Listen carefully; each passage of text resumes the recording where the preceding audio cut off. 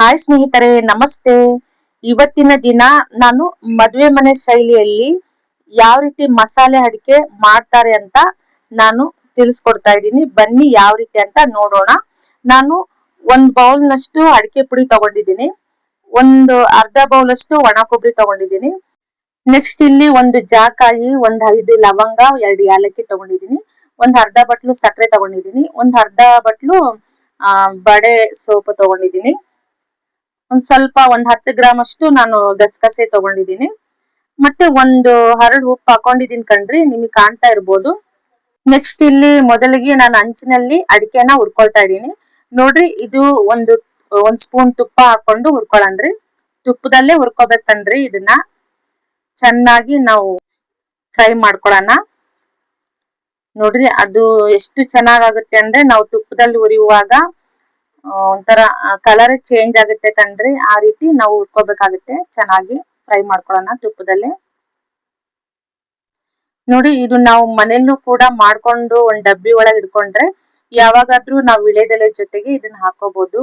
ಅಡಿಕೆ ಏನೇ ಆಗ್ಲಿ, ಒಂದು ಟೈಮ್ ಆದ್ರೂ ಎಲೆ ಅಡಿಕೆ ತಿಂದ್ರೆ ತುಂಬಾನೇ ಒಳ್ಳೇದು ಆರೋಗ್ಯಕ್ಕಿದು.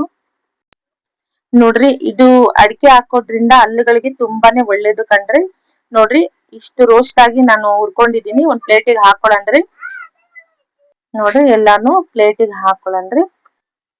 ನೋಡ್ರಿ, ಒಂದ್ ಪ್ಲೇಟಿಗೆ ಹಾಕೊಂಡು ಸೈಡ್ ಅಲ್ಲಿ ಇಟ್ಕೊಳನ್ರಿ. ನೆಕ್ಸ್ಟ್ ಬಡೆ ಸೋಪು ಸ್ವಲ್ಪ ಹುರ್ಕೊಳನ್ರಿ.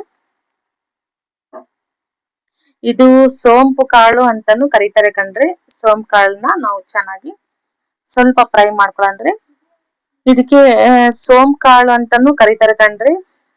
ಊಟ ಮಾಡಿದಾಗ ಜೀರ್ಣ ಆಗ್ಲಿಲ್ಲ ಅಂದ್ರೆ ಇದನ್ನ ಒಂದ್ 4 ಕಾಳು ಬಾಯಿಗೆ ಹಾಕೊಂಡು ಅಗದು ನುಂಗಿದ್ರೆ ತುಂಬಾನೇ ಒಳ್ಳೇದು ಕಣ್ರಿ ಜೀರ್ಣ ಶಕ್ತಿಗೆ. ನೋಡ್ರಿ, ಇದನ್ನು ಪ್ಲೇಟಿಗೆ ಹಾಕೊಂಡ್ರಿ. ನೆಕ್ಸ್ಟ್ ಅದನ್ನ ಸೈಡ್ ಅಲ್ಲಿ ಇಟ್ಕೊಳನ್ರಿ. ನೆಕ್ಸ್ಟ್ ನೋಡ್ರಿ, ಜಾಕಾಯಿನ ನಾನು ಕುಟ್ಕೊಂಡಿದ್ದೆ ಕಣ್ರಿ. ಅದು ಕುಟ್ಕೊಂಡು ಆ ಜಾಕಾಯಿ ಅಷ್ಟು ಹಾಕನಂಗಿಲ್ಲ ನಾವು. ಒಂದ್ ಸ್ವಲ್ಪ ಮಟ್ಟಿಗೆ ಮಾತ್ರ ಹಾಕೋಬೇಕು. ಸ್ವಲ್ಪ ಮಾತ್ರ ಇದಕ್ ಹಾಕೊಂಡು ನಾವು ಅದು ಲವಂಗ, ಯಾಲಕ್ಕಿ ಅದನ್ನು ಕೂಡ ನಾವು ಕುಟ್ಕೊಳ್ಳನ್ರಿ.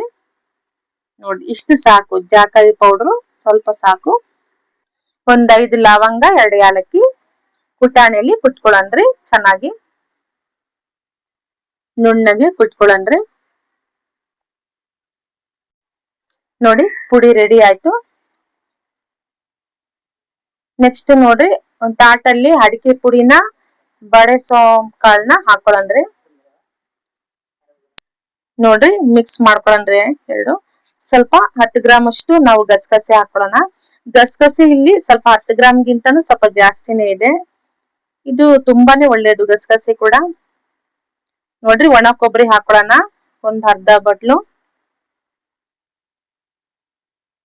ನೆಕ್ಸ್ಟ್ ಸಕ್ಕರೆ ಹಾಕೊಳ್ಳನ್ರಿ. ಸಕ್ಕರೆ ನೀವು ಪುಡಿ ಮಾಡಾದ್ರೂ ಹಾಕೋಬಹುದು, ಇಲ್ಲ ಹಾಗೇನಾದ್ರೂ ಹಾಕೋಬಹುದು ಕಣ್ರಿ. ನೋಡ್ರಿ, ಜಾಕಾಯಿ, ಯಾಲಕ್ಕಿ, ಲವಂಗ ಪುಡಿನ ನಾವ್ ಹಾಕೊಳ್ಳನ್ರಿ ಮಿಕ್ಸ್. ನೋಡ್ರಿ, ಇದನ್ನ ಚೆನ್ನಾಗಿ ಮಿಕ್ಸ್ ಮಾಡ್ಕೊಳನ್ರಿ. ಇದು ನೋಡ್ರಿ, ತುಂಬಾನೇ ರುಚಿಕರವಾಗಿರ್ತೈತಿ ಇದು ಎಲೆ ಅಡಿಕೆ. ಎಲೆ ಜೊತೆಗೆ ಹಾಕೊಂಡ್ರೆ ಸ್ವಲ್ಪ ಸುಣ್ಣ ಹಾಕೊಂಡ್ ತಿನ್ಬಿಟ್ರೆ ತುಂಬಾನೇ ಟೇಸ್ಟಿ ಇರುತ್ತೆ. ಇದನ್ನ ಡೈಲಿ 1 ಟೈಮ್ ಮಾತ್ರ ನಾವು ಹಾಕೋಬೇಕಾಗುತ್ತೆ ಎಲೆ ಅಡಿಕೆ. ಜಾಸ್ತಿ ಹಾಕೋಬಾರ್ದು. ಜಾಸ್ತಿ ಆದ್ರೆ ಹೆಲ್ತಿಗೆ ಒಳ್ಳೇದಲ್ಲ. ಹಾಗಾಗಿ ನಾವು 1 ಟೈಮ್ ಮಾತ್ರ ಹಾಕೊಳ್ಳೋಣ.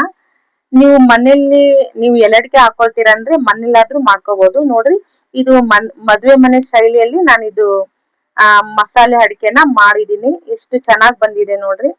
ತುಂಬಾನೇ ಟೇಸ್ಟಿ ಇರುತ್ತೆ ಕಣ್ರಿ ಇದು ಎಲೆ ಅಡಿಕೆ ಜೀರ್ಣಕ್ರಿಯೆಗೆ ತುಂಬಾನೇ ಒಳ್ಳೇದು ಕಣ್ರಿ, ಜೀರ್ಣ ಶಕ್ತಿಗೆ. ನೋಡ್ರಿ, ಹೊಸಬ್ರು ಯಾರೆಲ್ಲ ನನ್ನ ಯೂಟ್ಯೂಬ್ ಚಾನಲ್ ನೋಡ್ತಾ ಇದ್ದೀರೋ ಪ್ಲೀಸ್ ಸಬ್ಸ್ಕ್ರೈಬ್ ಆಗಿ. ಹಾಗೆ ನನ್ನ ರೆಸಿಪಿ ಇಷ್ಟ ಆಗಿದ್ರೆ ಒಂದ್ ಲೈಕ್ ಕೊಡಿ ಸ್ನೇಹಿತರೆ. ನೋಡ್ರಿ, ಮಸಾಲೆ ಅಡಿಕೆ ರೆಡಿ ಆಗಿದೆ. ನೋಡ್ರಿ, ಎಷ್ಟು ಚೆನ್ನಾಗಿ ಬಂದಿದೆ ಮಸಾಲೆ ಅಡಿಕೆ. ನೋಡ್ರಿ, ಇದು ಒಂದ್ ಪ್ಲೇಟಿಗೆ ಹಾಕೊಳಂತೀನಿ ಎಲೆ ಅಡಿಕೆ. ನೀವು ಒಂದ್ಸಲ ಮನೇಲಿ ಟ್ರೈ ಮಾಡಿ ಯಾವ ರೀತಿ ಬಂದಿದೆ ಅಂತ ಕಮೆಂಟ್ ಬಾಕ್ಸ್ ಅಲ್ಲಿ ತಿಳಿಸಿ. Thanks for watching video. Next ವಿಡಿಯೋದಲ್ಲಿ ಸಿಗೋಣ. ಬಾಯ್.